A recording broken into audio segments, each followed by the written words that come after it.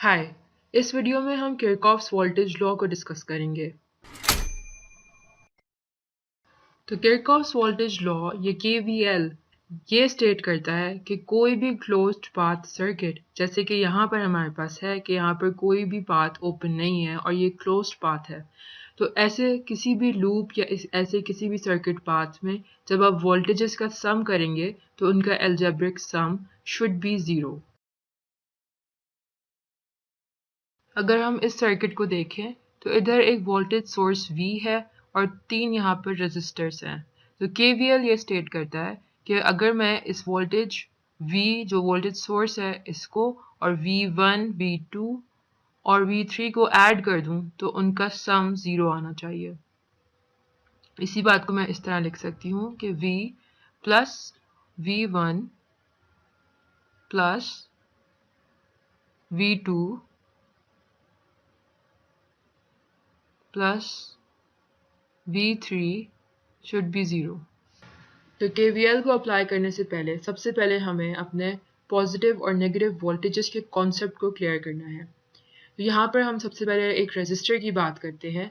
Resistor एक ऐसी device है कि जब चार्जेस उससे पास होते हैं तो वो अपनी एनर्जी को लूज करते हैं और रेजिस्टर उनकी पावर को डिसिपेट करता है। लिहाजा जो भी चार्जेस या करंट इसके अंदर से पास होगा वो पोटेंशियल अपना ड्रॉप करेंगे और इसको हम -V से डिनोट करेंगे।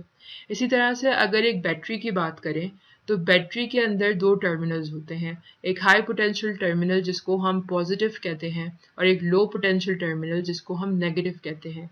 अगर एक करंट पॉजिटिव टर्मिनल से नेगेटिव टर्मिनल की तरफ मूव कर रहा है तो हाई पोटेंशियल से लो पोटेंशियल की तरफ जा रहा है, जिसका मतलब ये है कि वहाँ पर वोल्टेज ड्रॉप है और इसको भी हम -V से डिनोट करेंगे।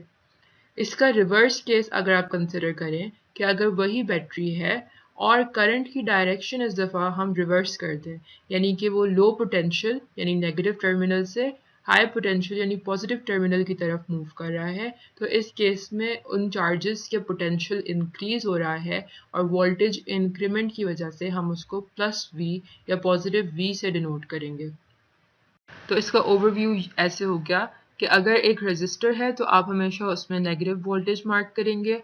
अगर कोई बैटरी है तो आप उसमें करंट की डायरेक्शन देखेंगे और करंट की डायरेक्शन अगर पॉजिटिव टू नेगेटिव होगी तो आप जो है उसको -V से डिनोट करेंगे और अगर नेगेटिव टू पॉजिटिव होगी तो उसे +V से डिनोट करेंगे। तो यहाँ पर हम एक एग्जाम्पल से KVL को मज़ीद समझते हैं। तो यहाँ पर हमने एक सर्किट ड्रॉ किया हुआ है जिसके अंदर 10 वोल्ट्स की बैटरी है और यहाँ पर 3 रेजिस्टर्स 5 ओम्स, 2 ओम्स और 7 ओम्स के कनेक्टेड हैं और हमने इन तमाम रेजिस्टर्स के अक्रॉस वोल्टेजेस को फाइंड आउट करना है। तो सबसे पहले हम इसके करंट को मार्क कर लेंगे, एक डायरेक्शन करंट की अज्यूम कर लेंगे। उसके बाद इन रेजिस्टर्स को मार्क कर लेंगे R1, R2 और R3। अब KVL के ज़रिए से यहाँ पर हम एक लूप इक्वेशन लिखेंगे वोल्टेजेस की सूरत में। तो सबसे पहले सोर्स वोल्टेज V है जिसको हम करंट देख रहे हैं कि यहाँ पर नेगेटिव से पॉजिटिव टर्मिनल की तरफ जा रहा है, लिहाजा करंट की डायरेक्शन को देखते हुए हम इसको +V मार्क कर रहे हैं। नेक्स्ट हमारे पास रेजिस्टर्स की वोल्टेजेस हैं जो तमाम की तमाम नेगेटिव मार्क करेंगे। सो -V1, -V2 and -V3 should be 0। अब इक्वेशन को मज़ीद सॉल्व करने के लिए V is equals to IR जो कि ओम्स लॉ है, हम उसको V1, V2 और V3 की जगह पर लिखेंगे। तो मेरे पास सोर्स वोल्टेज की वैल्यू गिवन है 10 वोल्ट्स। तो 10 वोल्ट्स और ये लूप करंट जो हमने ग्रीन से मार्क किया था इसको हम लेबल कर देते हैं I और इक्वेशन मेरे पास फिर बन जाएगी 5I -2I -7I is equals to 0 और ये इक्वेशन बन जाएगी I is equals to 10 divided by 14 और I की वैल्यू मिल जाएगी 0.71 एम्पेयर्स। आई की वैल्यू हम यहाँ साइड पर लिख लेते हैं। सो I is equals to 0.71 Ampere's. तो इसी आई की वैल्यू को हम ओम्स लॉ यूज़ करते हुए V1, V2 और V3 फाइंड आउट करेंगे। तो V1 मेरे पास बन जाएगा 0.71 जो कि आई की वैल्यू है, मल्टीप्लाइड बाय 5 ओम्स जो कि R1 की वैल्यू है। तो V1 हो गया 3.55 वोल्ट्स। बिल्कुल इसी तरह से V2 की वैल्यू निकल जाएगी। V2 is equals to 0.71 into 2 which is 1.42 volts। और इसी तरह से V3 हम कैलकुलेट कर लेंगे 0.71 into 7 which is 4.97 वोल्ट। इस सॉल्यूशन को वेरीफाई करने का तरीका ये है कि जो भी वोल्टेजेस आपने कैलकुलेट की हैं लूप की, उन सबको ऐड करें तो आपकी सोर्स वोल्टेज के इक्वल होनी चाहिए कि V minus V1 minus V2 minus V3 equals 0। इसी को मैं रीअरेंज करके लिखूं, V is equals to V1 plus V2 plus V3 होना चाहिए। और अगर मैं इन तमाम की कैलकुलेटेड वैल्यू इधर पुट करूं 3.55 प्लस 1.42 प्लस 4.97 और ये इक्वल होगा 9.94 वोल्ट्स के। और हमारे पास टोटल वोल्टेज 10 वोल्ट्स थी और ये माइनर से डिफरेंस है जो कि हमारे अप्रॉक्सीमेशन की वजह से आया है क्योंकि हमने आई को 0.71 लिया। अगर हम ये 3 डेसिमल प्लेसेस लेते तो वोल्टेजेस ऐड अप होकर टोटल 10 वोल्ट्स ही बनती। बिल्कुल इसी तरह की एक छोटी सी प्रैक्टिस प्रॉब्लम है आप लोगों के लिए जिसके अंदर सोर्स वोल्टेजेस दो हैं, 4 वोल्ट्स और 5 वोल्ट्स, और रेजिस्टर्स भी दो ही हैं, 2 ohms एंड 3 ohms।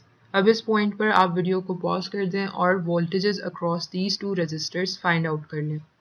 उसके बाद वीडियो को रिज्यूम करके इसका सोल्यूशन आप देख सकते हैं। इस सर्किट को सॉल्व करने के लिए सबसे पहले हम V1 और V2 मार्क कर लेते हैं। एक लूप करंट हम ऑलरेडी अज्यूम कर चुके हैं।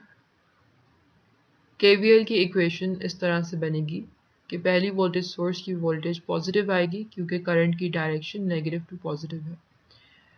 रेजिस्टर की वोल्टेज हम डायरेक्टली ओम्स लॉ से लिख रहे हैं और ये होगी 2I। फिर अगली वोल्टेज सोर्स की वोल्टेज नेगेटिव में आएगी क्योंकि इसमें करंट नेगेटिव से पॉजिटिव पोटेंशियल की तरफ जा रहा है। और फिर 3I रेजिस्टर की वोल्टेज है। यहाँ से हम I के लिए सॉल्व कर लें इक्वेशन को, तो -1 माइनस 5I वुड बी 0 और यहाँ से I की वैल्यू आ जाएगी -1/5 जो डेसिमल में -0.2 एम्पियर्स बनता है।